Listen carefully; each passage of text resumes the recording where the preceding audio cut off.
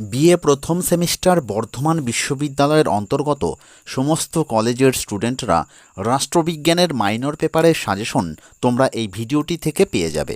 ভিডিওর প্রথমেই বলে রাখি, তোমরা ভিডিওটির সম্পূর্ণ আলোচনার অংশ মনোযোগ সহকারে অবশ্যই শুনবে, কারণ বিগত বছরের তোমাদের বিশ্ববিদ্যালয়ের প্রশ্নপত্র থেকে দেখা যাচ্ছে যে একটি প্রধান প্রশ্ন বারবার বিভিন্ন রকমভাবে ঘুরিয়ে ফিরিয়ে পরীক্ষার প্রশ্নপত্রে থাকছে। তাই এই বিষয়টিকে মাথায় রেখে আমি এই ভিডিওটিতে দেওয়া একটি সাজেশনের প্রশ্ন আর কীভাবে পরীক্ষার প্রশ্নপত্রে থাকতে পারে তা যেমন আলোচনা করব, তেমনই এবছরের পরীক্ষায় আসবেই এমন প্রশ্নগুলো নিয়ে সাজেশন সংক্রান্ত বিভিন্ন বিষয় আলোচনা করব। কাজেই ভিডিওটির সম্পূর্ণ অংশ দেখতে থাকো এবং শুনতে থাকো। এখন আলোচনা করব ভিডিওটিতে কি থাকছে। এই ভিডিওটিতে থাকছে রাষ্ট্রবিজ্ঞান মাইনর পেপারের এবছরের পরীক্ষার জন্য খুব গুরুত্বপূর্ণ দুটি অধ্যায়, অর্থাৎ প্রথম অধ্যায় ও দ্বিতীয় অধ্যায় থেকে 10 নম্বর, 5 নম্বর এবং 2 নম্বরের জন্য খুব গুরুত্বপূর্ণ প্রশ্নগুলো। রাষ্ট্রবিজ্ঞান মাইনর পেপারের প্রথম অধ্যায় থেকে 10 নম্বরের জন্য দুটি প্রশ্নকে সাজেশন হিসাবে আমি বলে দিচ্ছি। রাষ্ট্রবিজ্ঞান মাইনর পেপারের প্রথম অধ্যায় থেকে 10 নম্বরের জন্য খুব গুরুত্বপূর্ণ প্রথম প্রশ্নটি হল, রাষ্ট্রবিজ্ঞান আলোচনায় সাবেকি দৃষ্টিভঙ্গি বা সনাতনী দৃষ্টিভঙ্গির ওপর একটি নিবন্ধ লেখো। এই প্রশ্নটির উত্তর থেকে যে প্রশ্নটির উত্তর লেখা যাবে বা বিকল্প প্রশ্নটি হল, রাষ্ট্রবিজ্ঞান আলোচনায় সাবেকি দৃষ্টিভঙ্গির বৈশিষ্ট্য বা প্রধান আলোচিত বিষয়গুলি সম্বন্ধে লেখো।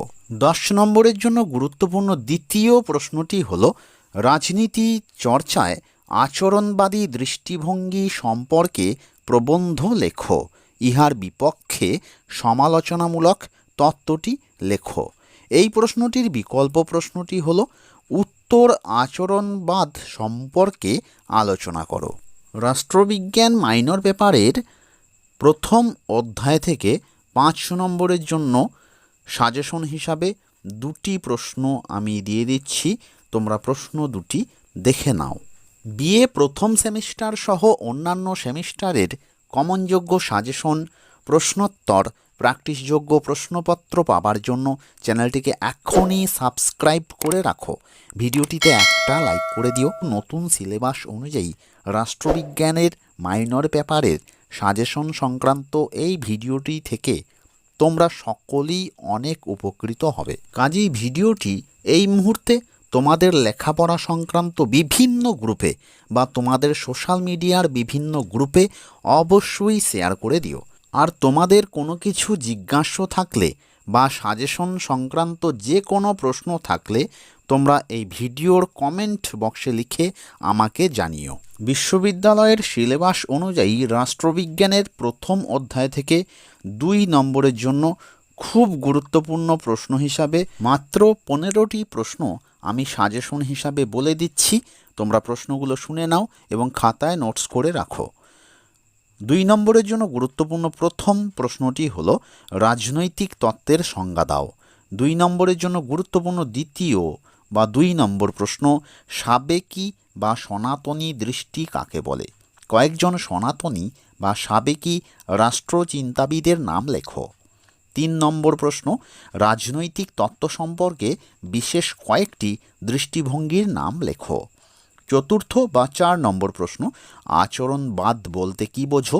আচরণবাদের কয়েকজন প্রবক্তার নাম লেখো। পঞ্চম বা 5 নম্বর প্রশ্ন, উত্তর আচরণবাদী দৃষ্টিভঙ্গি কাকে বলে? কয়েকজন উত্তর আচরণবাদীর নাম লেখো। 6 নম্বর প্রশ্ন, আচরণবাদী দৃষ্টিভঙ্গির দুটি সীমাবদ্ধতা উল্লেখ করো। 7 নম্বর প্রশ্ন, সাবেকি দৃষ্টিভঙ্গি ও আচরণবাদী দৃষ্টিভঙ্গির দুটি পার্থক্য লেখো। 8 নম্বর প্রশ্ন, সনাতনী দৃষ্টিকোণকে সাবেকি বলা হয় কেন? 9 নম্বর প্রশ্ন, উৎপাদন শক্তি বলতে কী বোঝো? 10 নম্বর প্রশ্ন, মার্ক্সীয় তত্ত্ব সম্বন্ধে লেখো। 11 নম্বর প্রশ্ন, দ্য পলিটিক্যাল সিস্টেম ও দ্য পলিটিক্যাল ম্যান এই গ্রন্থ দুটির লেখকের নাম লেখো। 12 নম্বর প্রশ্ন, মার্ক্সীয় দৃষ্টিভঙ্গিতে ভিত্তি ও উপরিসৌধ বলতে কী বোঝো? 13 নম্বর প্রশ্ন, রাষ্ট্রতত্ত্ব বলতে কী বোঝো? 14 নম্বর প্রশ্ন, মার্ক্সীয় দৃষ্টিভঙ্গির দুটি প্রধান বৈশিষ্ট্য লেখো। 15 নম্বর প্রশ্ন, ইস্টনের মতে রাষ্ট্রবিজ্ঞানের সংজ্ঞা দাও। এখন আলোচনা করব দ্বিতীয় অধ্যায় থেকে 10 নম্বরের জন্য খুব গুরুত্বপূর্ণ প্রশ্নগুলো সম্বন্ধে। রাষ্ট্রবিজ্ঞান মাইনর পেপারে দ্বিতীয় অধ্যায় থেকে 10 নম্বরের জন্য দুটি প্রশ্নকে বাছাই করেছি। প্রশ্ন দুটি বলে দিচ্ছি। 10 নম্বরের জন্য গুরুত্বপূর্ণ প্রথম বা 1 নম্বর প্রশ্নটি হলো, রাষ্ট্রের সার্বভৌমিকতা তত্ত্বটি আলোচনা করো।